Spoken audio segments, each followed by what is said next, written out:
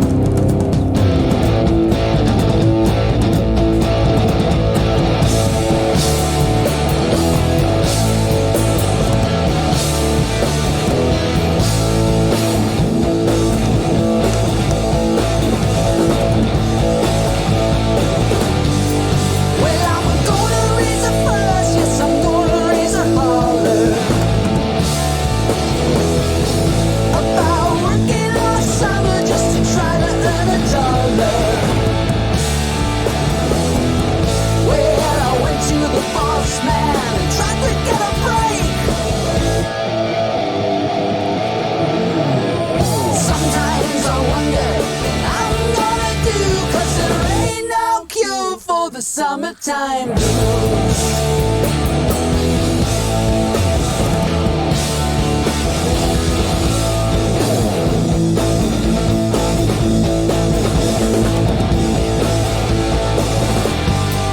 Well, my mom and papa told me, son, you gotta earn some money. If you wanna use a car to go riding next Sunday. Well, I wouldn't go to work. I told the boss I was sick. Hey. Sometimes I wonder what I'm gonna do, 'cause there ain't no For the cure for the summertime summertime blues.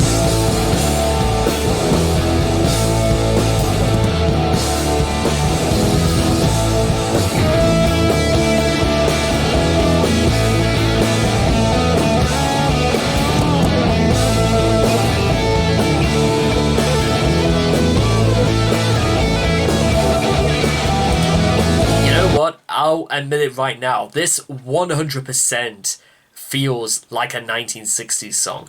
I was originally going to say it feels almost like something you'd see or hear Rush do perhaps in the early 80s. But no, strangely enough, this feels absolutely like you'd hear from something from the 1960s. God damn.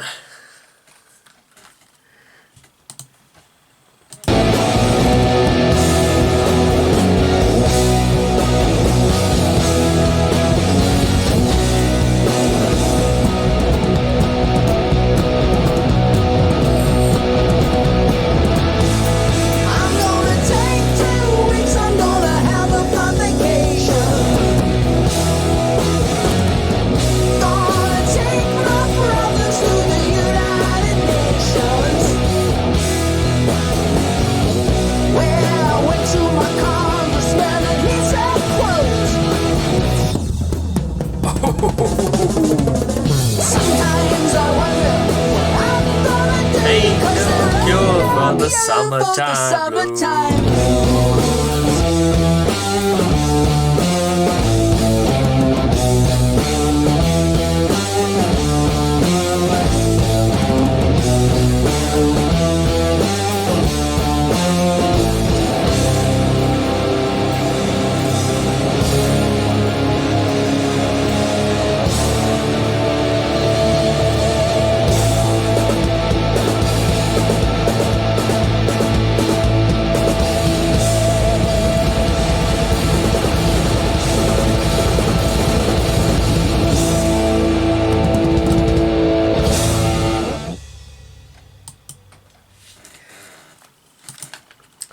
Oh my goodness. Ladies and gentlemen, that was Summertime Blues from Rush. Good lord. What? I know, I feel like, I don't know if I just want to keep this short, because it's, like, you know about what I was saying before, is that the more you think about it, this seems like the sort of absolutely ideal thing you would hear about. It's because one of the prevalent things during the 1960s was I was sort of like, just want to call it like the teenage revolution, where there was so many things that were a custom form or sort of like given towards young people, and there was a lot, they talk a lot more about like free love, free expression, where all of a sudden the kids were probably getting into their heads where they didn't need to work for a living because they seen the horrors of what was probably the Korean War, World War II. They were hearing all of this and they just wanted to be free. They didn't want to be like stuck in some country that was always going to be in war. They wanted to create their own world. And probably many people, hundreds across the US, probably wanted it at that very moment. I'm saying US specifically because I don't technically know whether or not Canada had like the same sort of repose, as it were, to this revolution of the 1960s. That's purely from speculation. And you can hear some obnoxious twat in that rocketing down the road in like a McLaren P1 or an Aston Martin out there. But what I oh, hang on a minute, so it's a cover song by Eddie Cochran. So that's kind of interesting that Rush would want to do like a cover. Does that mean like the rest of the songs? Let me try the next one for a second. Is everything? Oh, hang on a minute. Yeah. So are you? Well, hang on. Is the entirety of Feedback just covers of like? I mean, when was Summertime Blues written? Let's investigate this. This 1958. God damn, release date July 21st, 1958. So, what's the date now? This the 16th of July. So, in 5 days' time, we'll be basically listening to a song that's 21, 63 years old. No, hang on. Oh God, let me see if I got my math right. 50. Oh, come on, Rage. Think.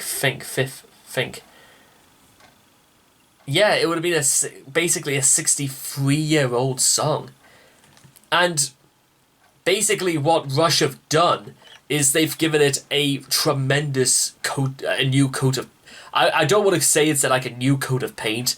I want to say they've reworked the suspension, they've completely put in a new axle, they've mended the front grille, they gave it a brand spanking new engine, they reupholstered the seats. Basically, this song is like restoring a beautiful Mustang. It's taking something old and classic and bringing it into the 21st century. It still looks like Marilyn Monroe, and it still is Marilyn Monroe because there's nothing else quite like it. And I sort of like suspected maybe at some point that this was sort of the sort of thing I don't particularly think Neil Peart would sort of like write about, because I get the idea that it's supposed to be like almost about rebellion and telling people that they can shove it so people can live the way they want to and enjoy every day. Because here's the thing, summertime blues, people work throughout the summer. People where the sun outside is shining and everything looks beautiful outside, and you're stuck behind like a glass window, realizing you've got to work basically all the year round, otherwise you're basically starved to death. I got a level with you, ladies and gentlemen, as someone who's like been in work for almost every single day for the last year. There's a lot to resonate with stuff like this, and possibly as still a young person, or whether or not you can really call 23 years of age young anymore. I don't, but there'll be people out there still saying I'm still sort of young. Is that you resonate with stuff like this because you realize this is more akin to the world than you've realized. 63 years later, it's still basically the same. In fact, it's nothing out of the common to see that kids work at incredibly young ages. And, I mean, I've got stories to tell you about that sort of thing, but no, it doesn't seem particularly fair. I mean, just take a look at Twitch streamers. Some of them 18, some of them 19 years old. Some kids, I'm saying kids, 18 years old, are playing for countries in football. And they're kids. And they're basically doing doing this for professionally for the next 15 odd years. It's absolutely amazing, isn't it? I think it's kind of fascinating when you begin to realize that it's sort of just you want sometimes you're cure because you do not know what you're supposed to do. You don't know what you're supposed to do with your time now that you have it. You don't know what you're meant to be doing because, well, if you don't work, you don't earn any money. But if you don't go outside, you won't be able to enjoy the world around you. It's a struggle. It's how did AC/DC call this? A rock and roll damnation, where you've got to understand that there are rules to follow in the world in order to keep things working, but if you don't follow them, basically, you're going to be completely out of luck. You're screwed over from the very beginning, but now that you actually have freedom, is it worth the price? What do you guys reckon? Because I'm pretty sure, I reckon if Eddie Cochran were still alive today, I'm not too sure if he's alive today or not, but I'm pretty sure he'll be looking at the world and wondering, absolutely not fuck all has changed, has it? So anyway, I hope you guys... I really like this idea, by the way. I was a little bit hesitant at first, but looking back now, like, what, in the last 20 minutes, I began to realise there's a lot more to be said, and there's probably a lot more that has already been said, but nobody pays attention to that stuff anymore. But let's just see where we go from next. So, I hope you all you guys have enjoyed this reaction video. Please leave your thoughts and comments in the comment section down below. Let me know what you guys thought of Summertime Blues for yourselves. And I will hope to love you guys again in the next video. Take care. Bye-bye for now.